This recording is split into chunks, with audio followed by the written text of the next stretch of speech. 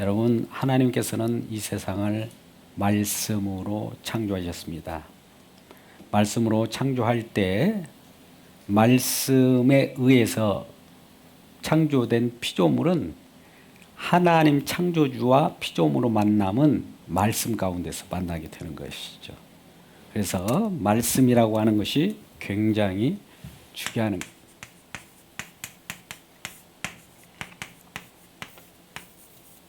말씀대로 무엇인가 이루어져야 하나님은 보시기 좋은 겁니다. 하나님이 말씀이시기 때문에 말씀대로 이루어진 모습, 이 모습을 하나님께서는 보시기에 좋았더라. 이렇게 평가할 수 있는 거예요.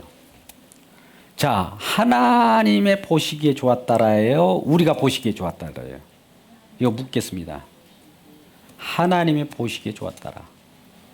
말씀으로 이 혼돈 가운데, 공허 가운데 있는 그 무질서 속에서 질서를 창조한 거예요. 그러니까 이 하나님의 말씀대로의 창조는 무질서와 공허와 혼돈 가운데 있는 그것을 질서로서 창조합니다. 질서로서 창조했어요. 질서가 창조되면 첫째 날, 둘째 날, 셋째 날, 넷째 날, 다섯째 날, 여섯째 날이라는 질서를 딱 정해놓고 그 속에다가 무엇인가를 채워 넣는 거예요. 채워 넣는 거예요. 자, 질서가 되어졌으면 채워요. 채움이라는. 채움이 가득 찰 때 이걸 충만입니다. 충만이라고 하는 것은 확장을 나타내는 거예요. 그래서 이러한 창조를 하시고 창세기 1장 28절에 하나님께서 그들에게 복을 주시고, 복을 먼저 주셔요. 복이 먼저예요. 복을 주시고 그 다음에 어떤 이렇게 저렇게 하라는 명령을 주십니다. 자, 우리는 복을 받았기 때문에 이 명령을 받을 수 있는 거예요. 이 순서가 바뀌면 안 됩니다. 우리는 명령을 지켜서 복을 받으려고 하잖아요. 이거 아니에요. 이건 복음이 아니에요. 자, 복을 주셔서 명령을 해요. 명령은 선악을 알게 하는 나무, 선악과는 따먹지 말라. 선악과만큼은 따먹지 말라. 내가 복을 주셔서 너를 채우고 충만케 하고 또 땅을 정복하고 다스리고 또 씨 맺는 열매를 맺어서 풍족한 삶을 다 주었다. 이런 복을 다 내렸다. 그러므로 선악과만큼은 따먹지 말라라고 하는 거예요. 이 말은 뭐냐면은 선악과만큼은 뭔가 하나님께서 저와 여러분을 규명하는 한 가지가 있어요. 하나님은 하나님이시고 우리는 하나님의 자녀, 피조물이라는 거예요. 창조주와 피조물을 이 관계는 분명히 하겠다는 거예요. 관계. 이건 명령은 관계예요. 관계를 하나님과 우리와 관계가 누구냐? 하나님과 인간의 관계만큼은 이건 변함없는 거예요. 이거 바뀌어버리면 안 되죠. 인간이 하나님이 되고 하나님이 인간이 돼버리고 그러면 안 되잖아요. 이 주종관계가 바뀌면 어떻게 되겠어요? 우리 주님이 이 세상을 창조할 때 창조 목적이 있었잖아요. 이건 지난주에 2번에 걸쳐서 말씀을 드셨을 거예요. 우리 창조는 어떻게 말씀하셨습니까? 창조가? 예? 창조했죠?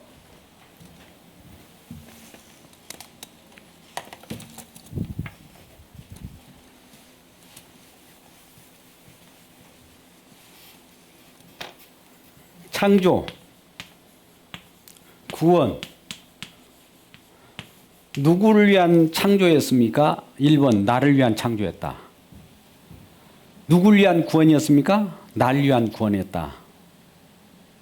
우리는 우리 입장에서 생각하는 거예요. 근데 우리는 하나님의 의도를 몰라요. 하나님이 창조한 목적이 하나님 창조했지 우리가 창조한 건 아니잖아요. 우리가 구원했습니까? 우리는 구원 받았잖아요. 그러면 이 주체가 누구냐 이게 주체가 주체를 봐야 되게. 창조도 하나님을 위한 창조예요.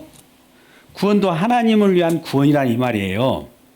이 시편 98편 1절 또 이 창조도 골로새서 1장 16절에 그대로 나타났잖아요. 간단한 구절을 제가 말씀을 드렸는데 이 세상 모두는 하나님을 위한 창조예요. 우리 저와 여러분을 구원했다고 봅시다. 왜 구원했습니까? 물어본다면 나 좋으라고 우리는 이렇게 하나님의 것을 내 것으로 이렇게 막 땡겨요.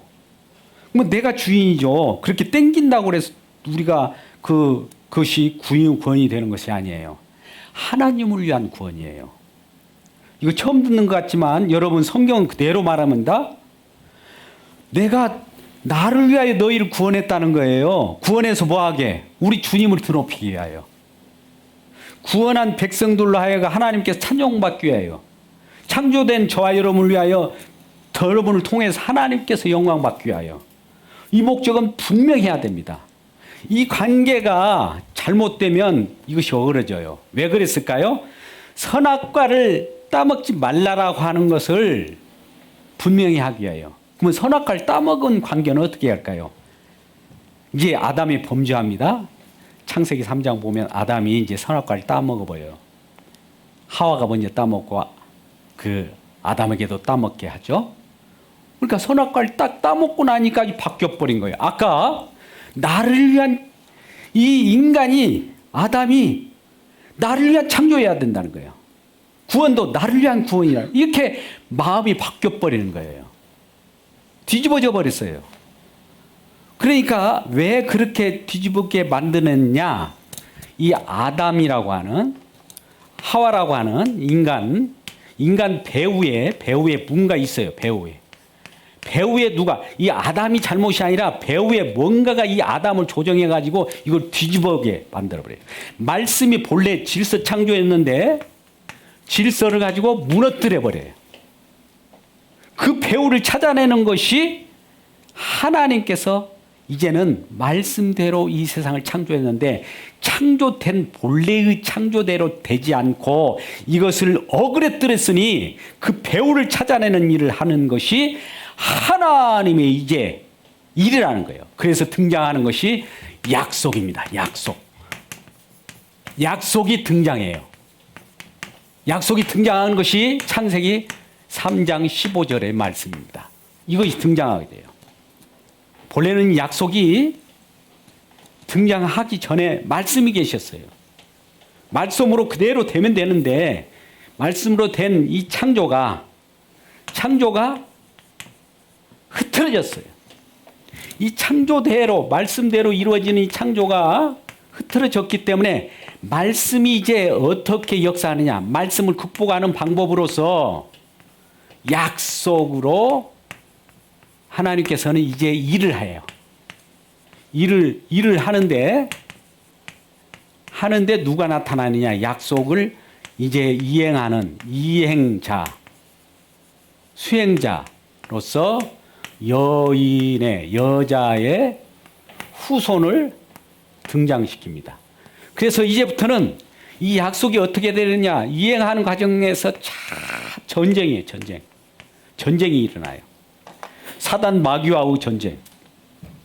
지금 창세기 3장 15절에 뭐라고 말씀하고 있습니까? 아까 이 범죄한 선악과를 따먹은 아담에게, 하와에게, 뱀에게 하나님 여호와께서는 뭐라고 말씀합니까? 뱀에게 너의 후손은 여자의 후손이 네 머리를 날려버릴 것이고 너는 그의 발꿈치를 상하게 할 것이다. 이 서로 이제 다투는 그 전쟁이 일어나는 거예요. 이 약속이 등장해가지고 전쟁이 치러지는 것이지 인류 역사예요. 말씀이 처음에 있는 대로 그대로 하면 좋았는데 그 배후에 누가 조종을 해서 이 말씀이 흐트러지게 만들어서 무질서로 돌아가게 했다는 거예요. 그러면 여러분 창조는 본래 무질서에서 공허에서 질서를 만드는 것인데 질서를 흐트러뜨림으로 말미암아 이 질서가 창조가 흐트러졌기 때문에 없어져 버리는 겁니까? 아니죠. 무질서로 돌아가는 거예요. 혼돈으로 돌아가는 거예요. 이 무질서와 혼돈으로 돌아갔을 때 여기서부터 다시 약속으로 일을 벌여요. 이제 말씀은 약속으로 변합니다. 그래서 창세기 3장 15절이 굉장히 중요해요. 이것이 우리의 복음입니다. 장차 우리가 지금 우리 마음 가운데 이제 우리가 살아가는 것도 이 우리 내부에도 이런 싸움이 계속 일어나요. 이전에 약속을 흐트러뜨리려는 옛사람이 있고 새롭게 창조된 거룩한 백성으로 거듭난 구원받은 백성의 내 두 자아가 지금 내 속에서 싸우는 이 경주가 신앙생활이에요. 그러면 누가 승리할까요? 이제 내 속에서 약속의 후손으로 오는 이분이 나를 승리케 이끌어가는 겁니다. 그러니까 이 부분을 알고 성경을 봐야 그러면 나를 이끄신 그분이 여인의 후손으로 오시는 여자의 후손으로 오신 그분이 누구냐? 바로 그리스도라는 거예요. 그리스도를 우리가 대망하고 그리스도를 바라보고 그리스도께서 이미 또 오셨다면 그리스도를 믿는 사람 같으면 내 안에 이제 우리 주님이 나를 주장하게 되는 거예요. 이 부분을 우리가 갖게 되는 겁니다. 그러면 이 약속 하나님 말씀을 어기고 범죄한 이 아담은 처음에 나타나는 현상이 뭡니까? 범죄했을 때 선악과를 따먹었잖아요. 선악과를 따먹은 그 결과 처음에 나타나는 것이 핑계예요. 핑계. 모든 것이 자기 잘못이 없어요. 자기는 정당하다는 거예요. 자기 정당. 자기는 정당하다는 거 뭡니까? 오늘날로 보면 자기 의예요. 자기 의. 자기 의. 오늘날도 그러잖아요. 자기 의를 주장하는 사람 많아요. 나는 아무 잘못이 없다는 거예요. 나는 잘못이 없다라고 주장하는 이 자체가 선악과 먹고 나와 있는 증상이에요. 나 잘못 없어. 이게 선악과 따먹은 증상이고 나는 왜든지 죄가 많아. 날마다 내가 사는 모든 것들이 왜 나는 안 그러고 싶은데 나타나는 것은 죄가 나타나지? 이런 분들은 이 선악과를 따먹은 것에 대한 회개를 하는 사람들이죠. 이 두 가지로 나타나는 거예요. 이것이 정당하게 여기는 사람이 있는가 하면 회개로 나타나는 사람이 있더라 이거죠. 이런 부분을 놓고 이 죄의 이제 선악과를 따먹은 죄의 영향력이 얼마나 강한가. 이런 것들이 죄의 영향력이 강하면 강할수록 이 죄가 어떻게 우리에게 영향을 미치냐면 많은 사람들로 하여금 하나님을 배반하도록 만들어요. 하나님을 거역하도록 만들어요. 하나님 앞에 대들게 만들어요. 우리가 가끔 가다가 뭐가 안 되면 하나님을 원망할 때가 한두 번입니까? 이스라엘 백성들도 하나님을 원망하고 불평한 데가 여러 번 있었어요. 근데 하나님을 원망한 것을 하나님을 원망한다고 하나님을 직접 원망한 것을 표현합니까? 아니죠. 주변 사람들로 하여금 하나님을 원망하는 표현을 해요. 첫 번째 죄 영향력으로 나타난 이 현상이 창세기 4장에 나와요. 창세기 4장에 뭘 나옵니까? 아담의 이제 자손이 또 탄생하죠. 누구예요? 아담의 아들이 가인이 있었죠. 그 다음에 아벨이 있었죠. 둘이 있었잖아요. 아들 가인 여호라 말미암아 등남하였다. 아벨이 있고. 그런데 어느 날 어때요? 이 창세기 4장이 나오는 거예요. 가인이 아벨을 죽이죠. 왜 죽였어요? 왜 죽였습니까? 여호와 하나님께 제사를 드렸잖아요. 제사를 드렸는데 가인의 제사는 받았고 아벨의 제사는 받지 않았어요. 가인의 제물은 받지 않았는데 아벨과 아벨의 제물은 받았다는 거예요. 자 보세요. 그러면 여호와 하나님 입장에서는 가인 것도 받고 아벨 것도 받으면 좋은데 하나님께서는 우리가 드린 제물, 예물 어떤 걸 받기를 원하는지 아세요? 지금 아까 자기의가 있었다고 했죠. 자기정당성. 자기의로 들으느냐, 자기 것이 없이 들으느냐. 자기의, 자기 것이 들어있는 거하고 자기 것이 없이 드리는 것 두 가지가 있어요. 아벨은 없다라는 표현이에요. 이 이름 자체가. 이건 가인은 자기 것으로 드린 거예요. 그러니까 예물을 드릴 때 우리가 창세기 4장 7절 말씀 같은 경우는 가인과 가인의 예물은 하나님께서 받지 않았어요. 물론 가인은 농사 짓는 일을 해서 곡식을 드렸겠죠. 이 아벨은 목축을 했기 때문에 양 첫 새끼를 드리고 기름 부분을 드렸겠어요. 근데 그 재물이 중요한 것이 아니라 이 가인과 가인의 재물, 이거 합쳐서 받아요. 근데 가인과 가인의 재물은 받지 않고 아벨과 아벨의 재물을 받았다는 거예요. 그러니까 가인과 가인의 재물을 받지 않은 것에 대해서 하나님은 받고 싶은 것은 하나님 마음대로 받는 거 아니겠어요? 그런데 왜 이 가인은 이 하나님 여호와께서 가인의 재물과 가인은 받지 않았을까? 여기에 하나님께 분개해서 분개한 그 표현을 누구를 어떻게 해요? 아벨을 죽이는 거예요. 아벨. 우리는 하나님을 원망하잖아요. 하나님을 원망하면 예수를 죽이게 돼 있어요. 피해가 당하게 돼 있어요. 예수님은 우리 때문에 죽는 거예요. 가인과 같은 마음 때문에. 그러니까 이 하나님께서 가인과 가인의 재물은 받지 않았다. 그러니까 이 받지 않는 이 하나님에 대한 이 분개를 여기다 표시하는 거예요. 그러면 가인이 죽잖아요. 아니 아벨이 죽죠? 아벨이 죽으면 땅에 피를 흘리니까 아벨의 땅에 피가 하나님께 호소하겠죠. 이런 호소를 하나님이 알아요. 자, 여기서 정리합시다. 왜 가인과 가인의 재물은 받지 않고 아벨과 아벨의 재물을 받았느냐? 아벨과 아벨의 재물은 하나님께 주신 것이니까 하나님께로 도로 드리는 거, 이건 어렵지 않아요. 근데 가인은 자기 것을 드렸다는 거예요. 내 거 안 받으면 안 된다는 거예요. 그러니까 피조물인 그 입장에서 주신 이도 하나님이요, 거두신 이도 하나님이라고 하면서 드려야 되는데 왜 내 것을 안 받아?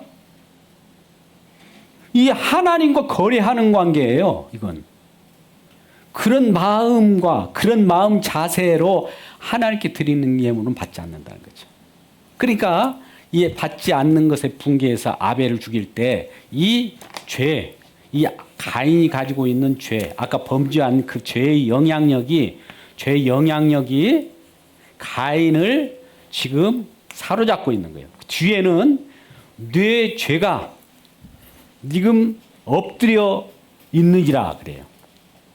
걔가 엎드려서 누군가를 지금 물으려고 하듯이 가인의 옆에는 죄가 가인을 물려고 해요. 그 배우가 지금 사단인데 사단으로 하여금 조종받아서 드리는 하나님께 예물을 드리면서 하나님을 없인 여기는 그 제사가 가인의 제사예요.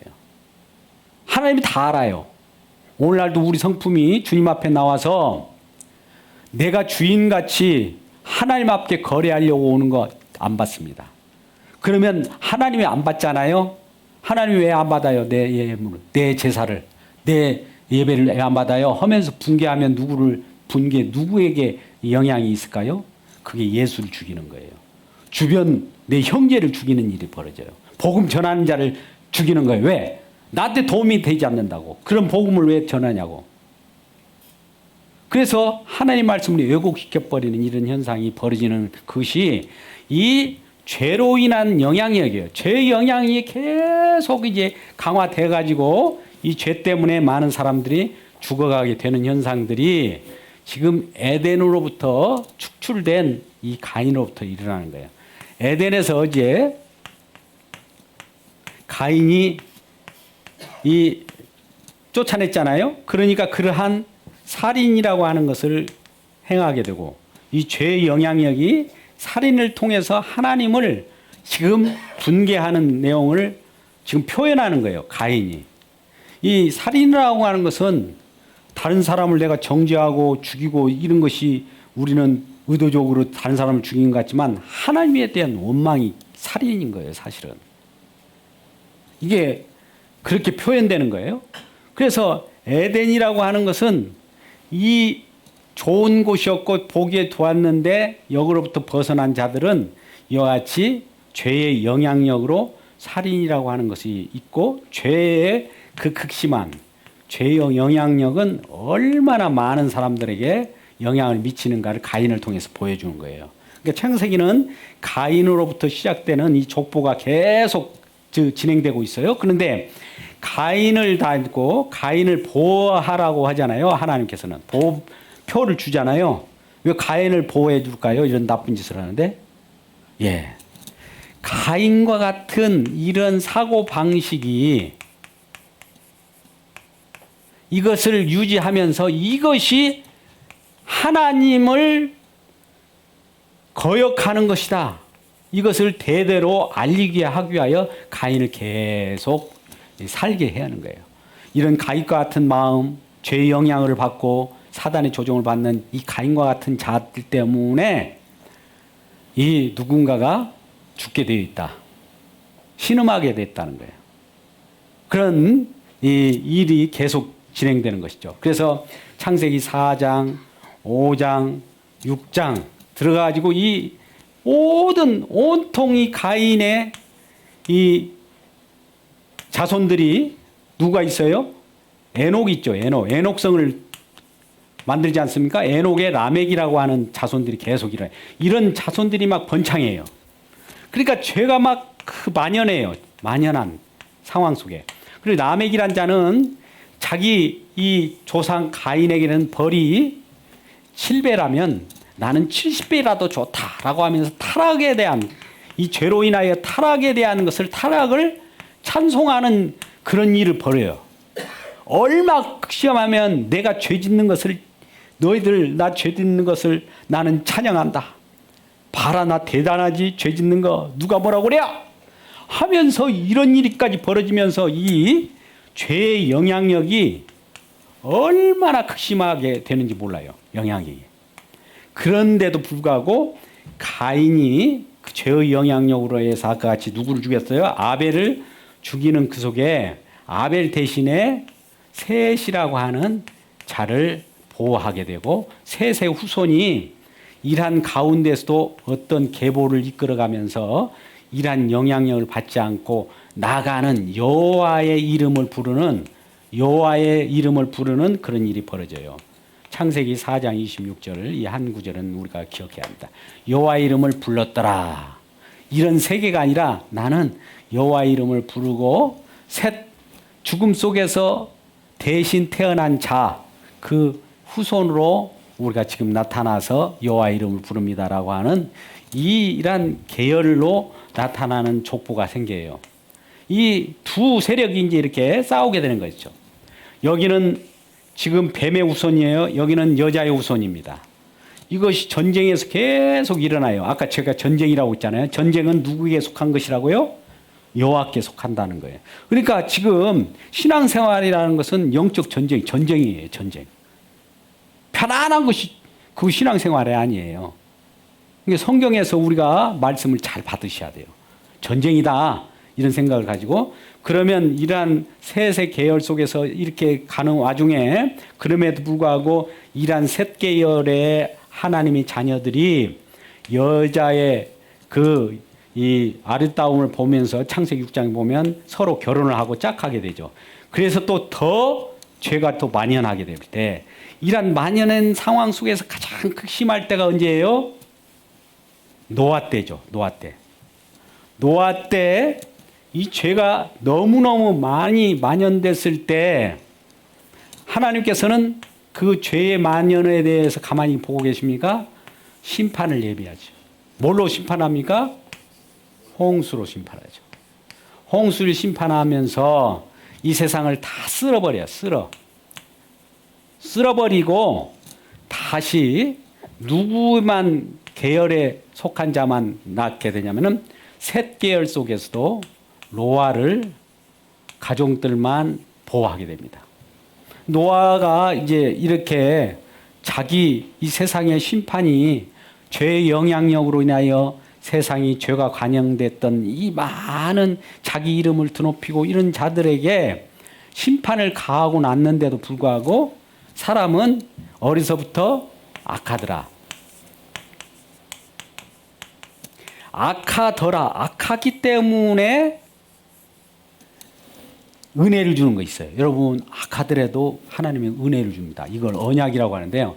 이게 창세기 8장 21절, 22절인데요. 이 악하기 때문에 이 악한 것을 정결한 짐승을 잡아서 정결한 짐승의 혜택을 입게 해서 모든 사람들이 땅만큼은 유지하게 해요. 땅이 회복되어야 우리가 땅에 심은 대로 거두어 먹을 수 있을 거 아니겠어요? 봄, 여름, 가을, 겨울이 지금 돌아가게 되고 이런 것만큼은 땅이 있을 동안 이 세상에 멸망하고 없어지기 전까지는 이것은 계속 돌아가요. 땅의 유지는 계속되게 돼요. 악하더라 하는 그 가운데서도 인간들이 땅의 회복을 통해서 거기에서 심은 대로 거둬 먹을 수 있는 그 길은 펴줘 주는 거예요. 그래서 노아가 이러한 악하더라고 하는 인간들의 이 악한 가정 속에서도 하나님께서는 다시 이러한 악함에도 불구하고 또 다시 창세기 9장 1절 말씀 보면은 어떤 일이 벌어지냐면 또 땅을 정복하라, 땅에 충만하라, 땅을 생육하고 번성하라고 하는 창세기 1장 21절의 말씀을 주는 것처럼 동일하게 또 줍니다. 다시 심판하고 나서 다시 재세팅을 해줘요. 그런데 재세팅을 해도 또 이러한 죄가 또 계속 흐르게 되는 거예요. 그래서 노아의 아들이 셋이 있는데 노아의 아들이 몇 명 있다고요? 셋이 있는데 노아의 셋 아들 중에 누가 있었어요? 처음에 셈, 함, 야벳이 있는데 이 셈이 함과 야벳이 있는데 이 함은 노아가 이 방주에 나와서 포도농사를 지어서 술에 취해서 그 나체를 드러내고 이렇게 잘 때 이 셈과 야벳은 그러한 노아를 덮어주었어요. 덮어준 거예요. 덮어준다는 것은 이 죄를 저도 그것을 가려주는 역할을 해요. 하나님은 우리 죄를 인간이 악함에도 불구하고 덮어주는 그런 은혜를 줬어요. 어떻게 그 은혜를 주었느냐? 정결한 그 구원의 방주 속에는 정결한 짐승과 부정한 짐승이 닿는데 정결한 짐승이 나와서 나중에 제물로 바쳐지게 되고 그것을 여호와 하나님께서 흠양하심으로 그것 때문에 용서를 했거든요. 덮어줌의 은혜가 있는데 여기는 덮어줌의 은혜를 알았는데 함은 그것을 조롱했어요. 하나님의 이 덮어줌의 일을 조롱하는 것 때문에 이제 셈이 앞으로 어떤 일을 이끌어갑니다. 그러면 야벳은 셈의 장막으로 들어가고 이 셈은 함의 그 자손들이 누구예요? 가나안이라고 있어요. 가나안 땅 우리가 압니까? 가나안 땅에 가서 기거하는데 이 가나안 땅에 기거하는 함의 자손들을 셈의 자손들이 가서 이 가나안 땅에 흑암을 몰고 들어가는 이 가나안 땅을 차지하고 있는 함의 자손들이 흑암 속에서 어둠을 가지고 죄의 영향력을 가지고 살아갈 때 이 셈의 가족, 정결한 셈의 가족들이 가가지고 이걸 정복하는 또 전쟁이 일어납니다. 자, 우리는 가나안 땅이라고 하는 것을 아브라함 자손으로 하여금 정복해요. 정복합니다. 어떨 때 정복하느냐? 가나안 땅이 흑암이 가장 짙게 들여올 때 이 이스라엘 백성 자손들을 하여금 출애굽시켜서 가나안 땅으로 진군에 들어가요. 그러니까 흑암을 물리치면서 거룩한 하나님의 은혜로 유월절 어린 양의 그 은혜를 입은 자들이, 하나님의 정결한 짐승이 덮여줌을 받은 자들이 흑암을 뚫고 대적의 문을 활짝 열어가면서 그것을 들어가는 거예요. 그러니까 앞으로 아브라함 자손이 이삭과 야곱이 있지만, 이삭으로부터 나타나는 아브라함의 자손들이 가나안 땅이라고 하는 그 함에 죄의 영향을 받고 있는 이 대적의 문을 활짝 열고 거기를 뚫고 들어가 버려요. 그러니까 전쟁이에요, 전쟁. 아까 창세기 3장 15절 여인의 후손이 계속 지금 여인의 후손으로 다가오는 아브라함 자손들이 여인의 후손으로 계속 등장합니다. 이삭이 등장하죠. 야곱이 등장하죠. 요셉이 등장하죠. 다윗이 등장하죠. 나중에 장차 예수 그리스도 등장해가지고 어둠을 물치고 사망 권세를 갖는 사단의 머리를 날려버리고, 머리통을 날려버려요. 그러고 나서 세워진 나라가 천국이라는 거예요. 그냥 예사로 이 땅이 우리에게 주어진 것이 아니에요. 가나안 땅을 통해서 이러한 일을 벌이시는데, 자, 아까 노아 계통으로 셋이 있어요. 셋의 계통으로 나타난, 나중에 노아가 나타나고, 노아가 나타난 그 셈의 계통에, 또 셈의 계통이 이제 진정한 하나님의 의를 가지고 죄와의 싸움에서 죄의 영향을 갖는 자들의 그러한 죄를 물리치고 진정한 하나님의 의의 왕국을 일으키고 의의 왕국을 만드는 것이 천국이라는 거예요. 그러니까 우리 속에를 생각해 보자고. 우리 속에는 지금 이 두 가지가 다 있어요. 가인과 같은, 또 아벨과 같은. 한쪽에서는 내가 날마다 죽어줘야 돼요. 아벨처럼 죽어요. 그죠? 그러면 셋이 대신 들어와요. 또 이런 이 은혜를 우리가 갖고 있을 때 내 속에 또 어떤 이 가인보다도 더 극심한 세력에 의해서 내 자신이 정복당합니다. 이거 옛 자아예요. 옛 자아가 나를 정복할 때마다 새로운 내 이 진정한 나 자신은 죽어지고, 또 오고 죽어지고 오고 죽어지고 할 때 이것이 궁극적으로 하나님이 이끄시는 것인데, 죽어지고 살아나는 일이 있잖아요. 죽고 먼저 죽어야 되죠. 그리고 살고. 이것이 어디예요? 예수 그리스도예요. 여인의 후손인 예수 그리스도는 죽고 사는 것, 우리 마음 가운데도 예수 그리스도가 오면 우리로 함께 죽어요. 그리고 살게 하는 거예요. 시간이 많이 갔으므로 하나만 마지막으로 얘기하고, 우리 창세기가 우리가 진행되는 과정 속에 아브라함 하나만을 중요시하게 됩니다. 아브라함을 한번 보자고요. 아브라함이었어요. 아브라함으로 변해요.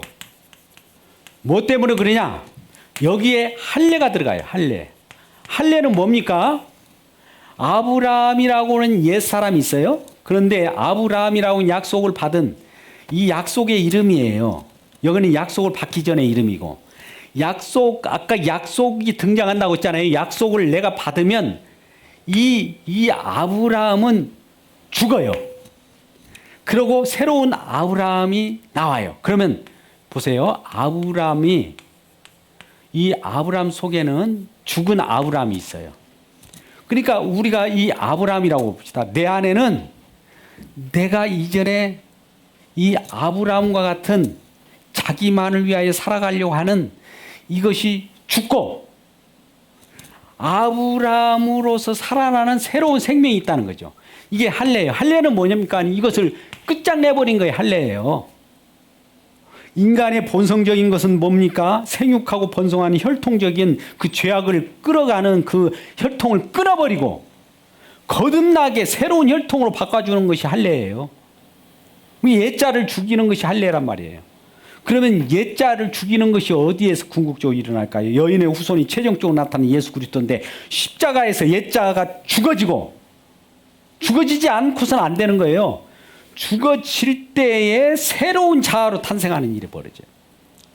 이것이 예수 믿는 것이고 그 속에서 하나님의 왕국 나라가 생긴다는 이것을 바라봐야지 우리가 편하게 예수로 구주로 시인해봐. 예수 믿어볼게. 이런 것이 예수 믿는 것이 아니에요. 이런 내용들이 내 안에 확 들어버리는 걸 믿음이라고 그래요. 이 믿음의 내용이에요. 믿음의 내용이 뭔지 아십니까? 이와 같은 내용이에요. 죽고 사는 일들이 내 안에서 이루어지고 있어요. 이것이 그래서 진정한 주인은 우리 주님이 예수 그리스도구나를 바라볼 때 우리가 진정 창세기 전체적으로 우리가 이것을 이어갈 수 있는 겁니다. 오늘 말씀에 요약이 시간이 단기이므로 다 할 수가 없었어요. 그래서 그럼에도 불구하고 이 정도만 알고 또 이 이후에 전반적인 내용은 한 10분 정도 영상을 보면서 마무리하도록 합니다. 좀 길었지만 우리가 창세기가 굉장히 중요하기 때문에 이 정도로 마감하도록 하겠습니다. 영상을 보겠습니다.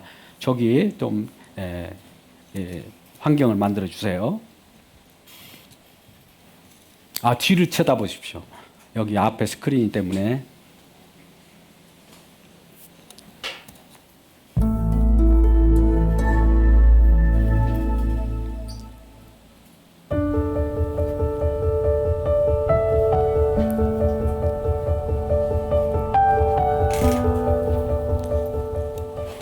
이번 영상은 리딩 지저스 1권의 세 번째 수업으로 죄가 점진적으로 확산되는 가운데 아브라함을 부르신 하나님께서 은혜로 언약을 세우시고 어떻게 그의 삶을 신실하게 이끄셨는지 살펴보겠습니다. 아담의 불순종으로 인해 세상에 죄가 들어오게 되고 죄에 대한 심판으로 인해 인류는 고통과 죽음을 맞이하게 됩니다. 하지만 하나님의 심판에는 고통과 죽음뿐만 아니라 회복에 대한 약속도 있었습니다. 하나님께서는 어떻게 회복의 약속을 이루어 가실까요?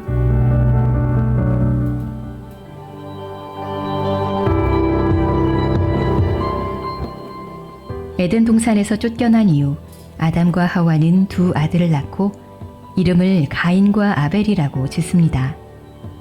하와는 첫 아들인 가인을 언약의 후손이라고 생각했을지도 모릅니다. 그러나 인류 최초의 살인이 가인에 의해 벌어집니다. 가인은 하나님께서 자신의 제사를 받지 않으셨다는 사실에 화를 참지 못하고 아벨을 죽입니다. 이어지는 창세기의 이야기들도 점차 확대되는 죄의 영향력을 보여줍니다. 사람의 죄악이 가인의 후손들부터 노아 시대에 이르기까지 점점 커져 온 땅에 가득하자 하나님께서는 세상을 홍수로 심판하셨습니다. 홍수 심판 이후 인류는 새 출발을 하는 듯 보였지만 인간의 번성과 함께 죄는 더 커져갔습니다. 마침내 인간들은 하나님만큼 높아지기를 바라면서 바벨탑을 쌓기 시작했습니다. 이에 하나님께서는 그들의 언어를 혼잡하게 하시고 온 지면에 흩으셨습니다.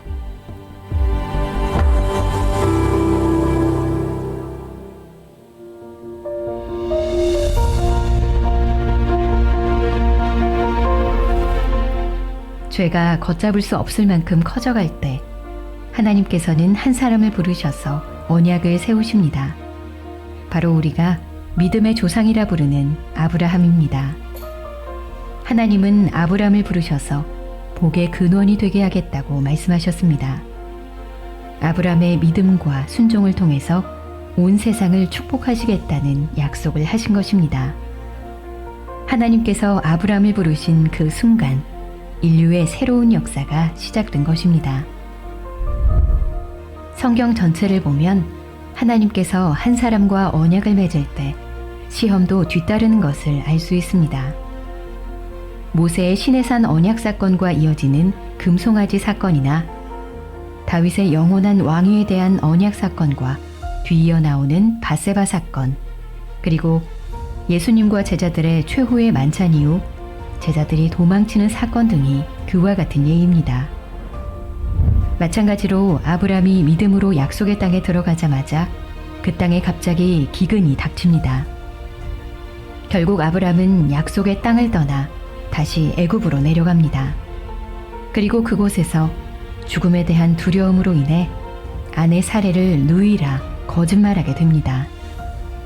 아브람은 약속의 땅을 벗어난 상태였고 사레는 애굽 왕이 자신의 아내로 취하려고 데려간 상황입니다. 이로 인해 땅과 자손들에 대한 하나님의 약속이 위기에 놓이게 됩니다. 그러나 하나님께서는 아브라함의 실수에도 불구하고 하나님의 뜻을 신실하게 이루어 가시는 분이셨습니다.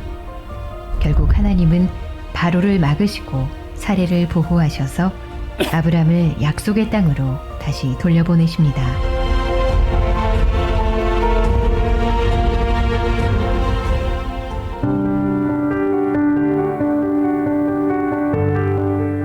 이후 하나님은 아브라함에게 그의 자손들이 하늘의 별처럼 셀 수 없이 많아질 것이라는 약속을 상기시키십니다. 아브라함은 이 약속을 믿었습니다. 그리고 하나님께서는 이 믿음을 의롭다 하셨습니다. 그리고 아브라함은 하나님께 약속에 대한 확실한 징표를 구합니다. 그 응답으로 하나님께서는 반으로 쪼개진 재물들 사이를 홀로 지나가십니다.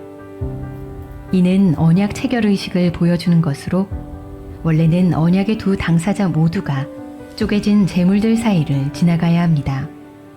언약을 깨뜨리는 경우 이 재물들처럼 둘로 쪼개져 죽임을 당할 것을 맹세하는 것이었습니다. 그런데 하나님께서는 홀로 반으로 쪼개어진 재물들 사이로 지나가십니다. 이는 하나님께서 맺은 언약이 일방적이고 스스로의 죽음을 통해서라도 반드시 지키실 언약이라는 것을 의미합니다. 그러나 아브라함은 또다시 심각한 실수를 저지릅니다. 하나님께서 약속을 이루실 때를 기다리지 못하고 여종 하갈을 통해 이스마엘을 낳은 것입니다. 그럼에도 하나님은 아브람과의 약속을 변함없이 이루어 가십니다. 13년이 흐른 뒤 하나님은 아브람과의 언약을 갱신하십니다. 나는 네 하나님이 되고 너희는 내 백성이 될 것이다. 이 약속은 하나님께서 먼저 아브라함에게 제안하신 것입니다. 그리고 하나님은 아브람을 아브라함으로 사레를 사라로 이름을 바꾸시고 언약 관계에서 순종의 상징으로 할례를 명하셨습니다. 바로 이러한 할례를 통해 아브라함과 그의 후손들은 하나님께 속한 자들이며 택함받았다는 사실을 기억하게 하셨습니다.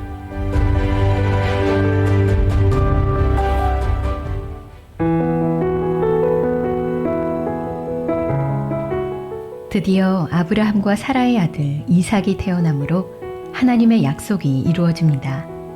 하지만 하나님은 아브라함을 믿음의 사람으로 계속해서 빚어가십니다. 하나님은 아브라함에게 하나뿐인 아들 이삭을 번제로 바치라고 말씀하십니다. 그런데 이삭을 번제로 바치면 하나님의 약속을 이룰 통로가 되는 자손이 사라지게 되는 것이었습니다. 아브라함은 자신의 믿음이 어디에 서 있는지를 가늠하는 시험대에 오릅니다. 그리고 결국 아브라함은 하나님을 믿고 순종함으로 나아갔습니다. 아브라함이 이삭을 번제로 드리려는 그 순간 하나님은 아브라함을 부르셨습니다. 아브라함아, 아브라함아, 그 아이에게 내 손을 대지 말라. 그에게 아무 일도 하지 말라. 내가 내 아들, 내 독자까지도 내게 아끼지 아니하였으니 내가 이제야 네가 하나님을 경외하는 줄을 아노라. 하나님께서는 순양을 예비해 놓으시고 이삭을 대신해 번제로 바치게 하십니다. 아브라함은 하나님께서 예비하신 순양을 제물로 바치며 그분께서 언약을 이루어 가신다는 사실을 배웁니다. 내가 이같이 행하여 내 아들 내 독자도 아끼지 아니하였은즉 내가 네게 큰 복을 주고 내 씨가 크게 번성하여 하늘의 별과 같고 바닷가의 모래와 같게 하리니 내 씨가 그 대적의 성문을 차지하리라. 또 내 씨로 말미암아 천하 만민이 복을 받으리니 이는 네가 나의 말을 준행하였음이니라.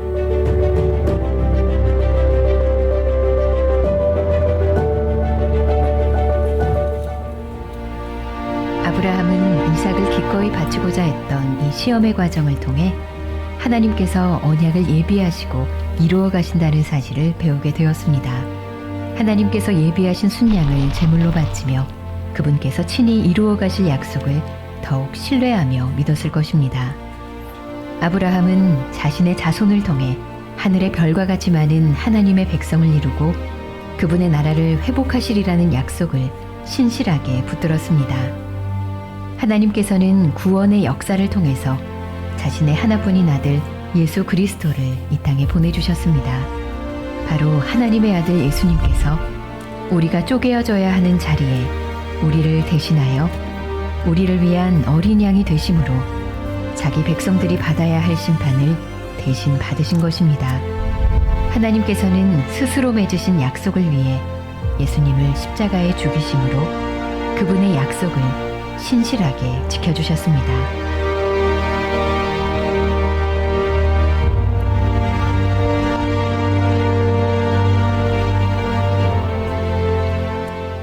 다음 영상에서는 리딩 지저스 1권의 네 번째 수업으로 출애굽, 신의 산 언약, 그리고 성막을 통해 하나님께서 이스라엘을 자신의 백성으로 삼으시고 그들과 함께 하시는 신실하신 분이시라는 것을 살펴보도록 하겠습니다.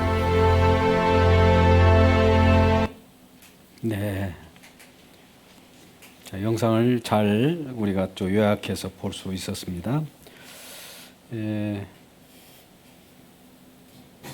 우리 찬송가 151장